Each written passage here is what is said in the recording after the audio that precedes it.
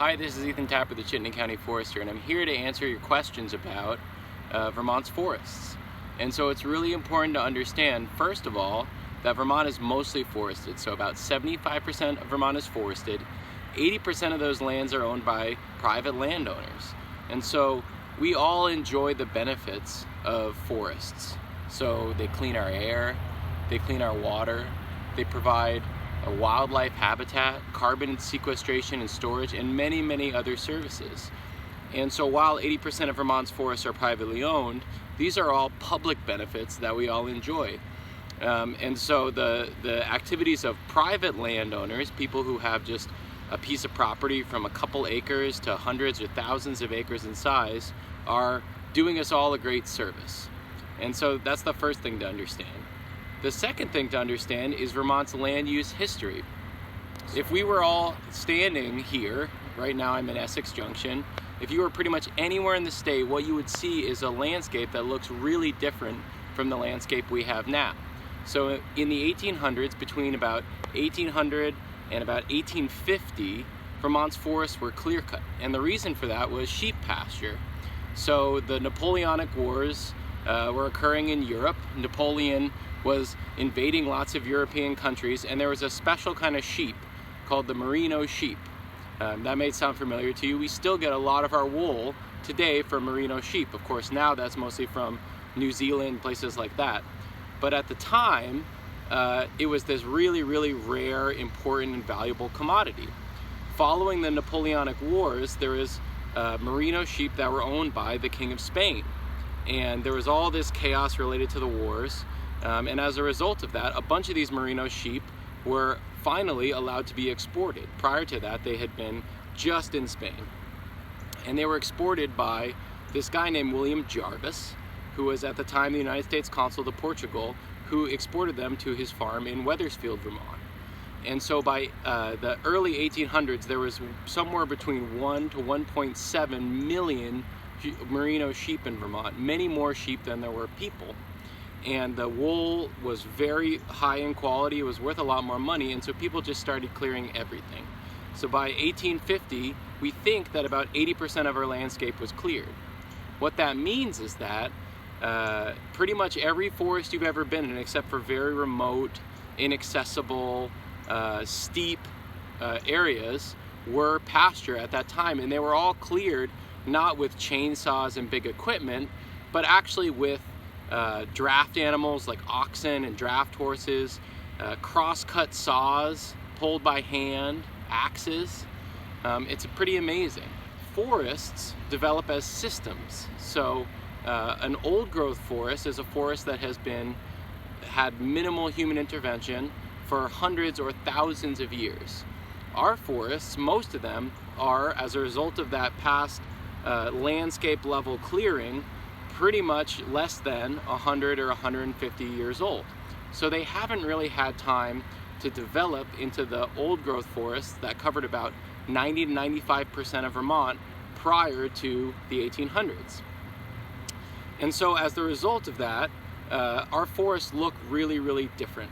So behind me, what you see is a field, which is now reverting back into forested land very, very slowly. And so most of the little trees behind me are pines. White pine in particular is really, really good at growing in these old fields. And so many of the young forests we have are dominated by white pine trees. Not because it's necessarily a great place for growing white pine trees, but just because they're really good at growing in these old fields. So what you can see behind me is sort of the beginning of this process of what we call forest succession, or the way that forests grow and change over time. What is it about white pine that makes it so good at growing in these old fields? There's a few different theories about this. One of them is that as these fields were reverting back to forest, they were being actively grazed by livestock. So they were being grazed by sheep, they were being grazed by cows. These ungulates, these pastoral animals which were grazing these areas, have preferences. So they like to graze certain things, they like to graze other things less. In many cases, they like to graze our deciduous tree species, hardwood species, more than they like to graze our coniferous species, softwood species like white pine. Another really interesting theory is that the way that forests develop from fields back into forests is influenced by meadow voles. So meadow voles have similar preferences, and what they might have done is girdled many of the young hardwood trees, deciduous trees, and left the white pine. And so this would greatly influence the forest that resulted from this pasture abandonment and led to, in many cases, a monoculture of eastern white pine in these old fields. Now, as these forests developed out of these old fields, many of them dominated by white pine, others of them dominated by other species, what happens is what you see behind me. So this is a young forest, and it's what we call an even-aged forest. So all of these trees are about the same size and age as a result of all starting at the same time. So they started at a field, no trees growing at all, and they all started growing at about the same time, and the result of this is a forest where most of the trees are about the same height, most of the trees are about the same age. Now, while this occurred 200 or 300 years ago in our landscape in small pockets, usually as a result of a natural disturbance like a windstorm or something like that, it was relatively rare. What was much more common were forests that were dominated by trees of all different sizes and ages. So what would happen is there would be more small-scale disturbances, a tree would fall over, there would be a little wind microburst creating a little pocket of open space and light, and what would result in that pocket was regeneration, a small area of trees that were all about the same size originating from that disturbance. That would not occur over large areas. But in Vermont, what we see more often than not is these even-aged forests that are all about the same age because they're all originating from old pastures. And so what happens in these even-aged forests is all the trees are competing with each other very aggressively. The canopies are very, very tightly knit together. And you don't see those different canopy layers that you would have seen with old growth forests because there's just not enough light reaching the forest floor.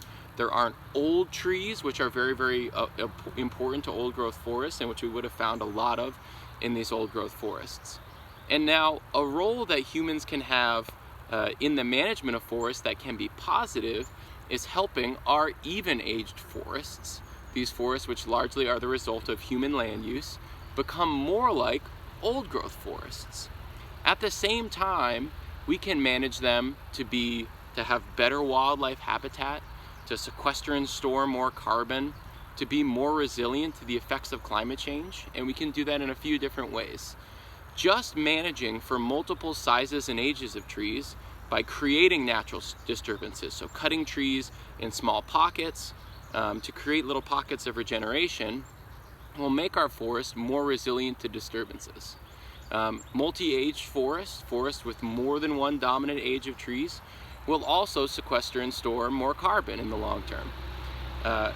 In an environment where we also understand that our climate is changing and that's going to put a lot of stresses on our trees, eliminating the stresses of competition, so cutting trees which are competing with our highest quality trees, will make it so that they don't have to get stressed out competing with their neighbors. They can just focus on growing, and then when something happens, if the climate changes or they're threatened by an invasive exotic pest or something like that, they'll have more energy that they will have saved by not competing with their neighbors to defend themselves. We also know that there are species of wildlife, like birds, who require different canopy layers, like you would find in these old growth or uneven aged forests. And so by making our forests more diverse, by providing different types of habitat, different sizes and ages of trees, we also know that we will be improving the quality of wildlife habitat that's available for our wildlife. Now, having different sizes and ages of trees like you would in a multi-aged or old growth forest, we call that structural diversity. What's also important is what we call species diversity. So species diversity is just having lots of different trees of different species that are present in a given forest. And the reason for that is because diversity is the spice of life in more ways than one. So different tree species provide different benefits to our forests. Because our forests function as systems, we understand that all the different parts are all really, really important. You can also break that down, so different species will react differently to a changing climate, so give the forest sort of more tools to deal with climate change.